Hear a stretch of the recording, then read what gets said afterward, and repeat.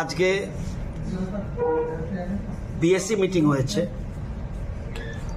অধ্যক্ষ মহোদয়ের সভাপতিত্বে এবং উপাধ্যক্ষ ছিলেন আমাদের বিএসসি মেম্বার যারা রয়েছেন, আমি যেমন রয়েছি, সুশান্ত চৌধুরী সাহেব রয়েছেন, আমাদের অনিমেষ দেববর্মা ছিলেন, আমাদের চিফ হুইপ আমাদের কল্যাণী সাহারায় উনিও ছিলেন, রামপদ জমাতিয়া উনিও ছিলেন, বিরোধী দলনেতাও ছিলেন এবং বিরোধী সিনহা কংগ্রেস দলের উনিও ছিলেন। আমরা আজকে এই বিএসসি মিটিংয়ে সিদ্ধান্ত নিয়েছি, যেহেতু বাজেট অধিবেশন, বিরোধীরা দাবি করেছে প্রতিটি ওয়ার্কিং ডেট যেন থাকে, যেমন সোমবার থাকুক, মঙ্গলবার থাকুক, বুধবার থাকুক, বৃহস্পতিবার থাকুক, শুক্রবার থাকুক। আমরা শুরু করছি শুক্রবার থেকে, 21 মার্চ থেকে শুরু হচ্ছে। ওনারা বলছেন যে আপ টু শুক্রবার, মানে শুক্রবার শুরু হবে, আপ টু শুক্রবার যেন শেষ হয়। আমরা বলছি না, এবার আরো বাড়িয়ে দেব। আমাদের ট্রেজারি ব্যাংক থেকে আমরা করেছি এটা একদম 21 মার্চ শুরু হবে, শেষ হবে 1 এপ্রিল।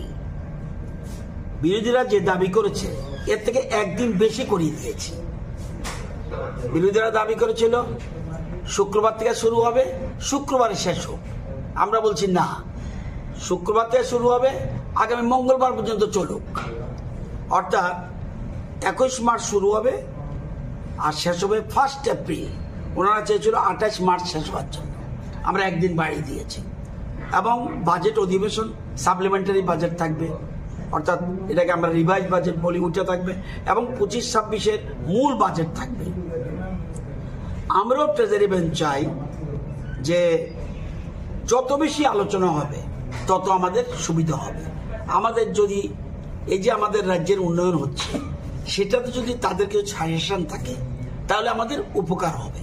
এই জন্য আমরা তারা যতটুকু চেয়েছে এতে বেশি দিন রেখে আলোচনার সুযোগ দিয়েছি, যাতে ইলাবোরেটলি বাজেটের উপরে আলোচনা করতে পারে। তো আমরা সর্বসম্মতি বলবো না, আমরাই বরঞ্চ হাউস বাড়িয়ে দিয়েছি। আমরা চেষ্টা করব, মানে ত্রিপুরা রাজ্যে কোনোদিন যত বাজেট অধিবেশন হয়নি এমনও হতে পারে সেই রেকর্ডটাকেও ব্রেক করার চেষ্টা করছি। অর্থাৎ আগামী দিনে যত বেশি পারা যায় আলোচনা, ফ্রিলি আলোচনা করা যায়, সেই জন্য আমরা সুযোগ দিয়েছি। আমাদের আলোচনার মধ্যে আমি দেখেছি রামপদ জমাতিয়া, সুশান্ত চৌধুরী, আমাদের কল্যাণী সাহারায়, অনিমেষ দেববর্মা সবাই বলছেন না, তারা যে যা যতদিন চেয়েছে এটা না, আর একটু বাড়িয়ে দিন। যে আমরা যেহেতু ট্রেজারি বেঞ্চ চেয়েছে এই জন্য আলোচনাটা ফলপ্রসূ হবে এবং আমরা অধ্যক্ষ এবং উপাধ্যক্ষ এটা মেনে নিয়েছি।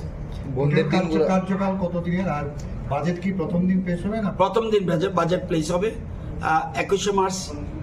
প্রথমেই কোশ্চেন আওয়ার থাকছে, পরে সাধারণত কোশ্চেন আওয়ার দিয়ে হাউস শুরু হয়, কোশ্চেন আওয়ার থাকবে বাজেটের পরে। প্রথম সাপ্লিমেন্টারি বাজেট প্লেস হবে, এরপরে বাজেট প্লেস করবে, এরপরে গ্যাপ থাকবে, দেন কোশ্চেন আওয়ার শুরু হবে। এটাই দিয়ে আলোচনা শুরু হবে। এরপরে গভর্নমেন্ট বিল থাকতে পারে, এখন পর্যন্ত ক্লিয়ার না। গভর্নমেন্ট বিল আসলে তখন আমরা অধ্যক্ষকে আমরা অথরাইজ করে দিয়েছি, উনি এটা অ্যাডজাস্ট করে দেবেন। টোটাল ওয়ার্কিং ডে তাহলে কত দিবেন?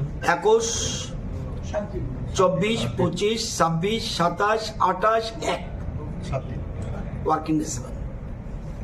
এবং ইদানিংকালে 10-15 বছরের মধ্যে এক নাগারে এতদিন বোধ হয়নি, আমি রেকর্ড দেখতে হবে, বোধ হয়নি। তবে অনেক আগে একবার হয়েছিল 8-9 দিন, সেটাকেও আমরা ব্রেক করার চেষ্টা করছি আরো, কারণ ওখান থেকে শিক্ষা আমরা আমাদের এই বর্তমান সরকার চায় যত বেশি আলোচনা, আমরা ওপেন ডিসকাশনে বিশ্বাসী, সুতরাং সেই জন্য আমরা এই সুযোগ দিয়েছি। 7 দিনের কি বাজেট অধিবেশনের আগে হয়েছে বলে মনে হয়, এখন রেডিমেড আমি উত্তর দিতে পারবো না। আমার মনে হয়েছে অনেক আগে হয়েছে, অনেক আগে, মানে 10-15 বছরের মধ্যে মনে পড়ে না, অনেক আগে হয়েছে বলে আমার মনে হয়। 7 দিন 8 দিন এরকম হয়েছে, এর বেশি হয়নি বলে মনে হয়। স্বপ্নের বাড়ি কিনবেন ভাবছেন? দেরি না করে চলে আসুন আর.বি. কনস্ট্রাকশনে। অত্যাধুনিক সুযোগ সুবিধা সহ আপনার সাধ্যের মধ্যে ফ্ল্যাট পাবেন আমাদের এখানে। রয়েছে ব্যাংক লোনের সুবিধাও। আগরতলার সার্কিট হাউস, দুর্গা চৌমুহনী, প্রগতি রোড ও কলেজ টিলার মূল সড়কের পাশে। কলকাতার নাগের বাজার, কৈখালি, মালিবাগানে রয়েছে আমাদের ফ্ল্যাট। প্রতিটি ফ্ল্যাটে রয়েছে পার্কিং ও লিফটের সুবিধে, পরিশোধিত পানীয় জল, জেনারেটর সহ আলাদা ট্রান্সফরমার। তাছাড়াও নিরাপত্তার জন্য থাকছে দিবারাত্রি সিকিউরিটি গার্ড, রয়েছে সিসি ক্যামেরার নজরদারিও। তাহলে দেরি না করে আজই যোগাযোগ করুন আরবি কনস্ট্রাকশনে। আমাদের ঠিকানা আরবি construction, Jhuma Chakraborty, circuit house, পুরনো রাজভবনের পিছনে। যোগাযোগ 8787495180 এবং 9436123139 এই নাম্বারে। জুড়ে থাকে বাঁধন আপনার চেয়েও আপন, জুড়ে থাকে বাঁধন আপনার চেয়েও আপন, আপনার চেয়েও আপন।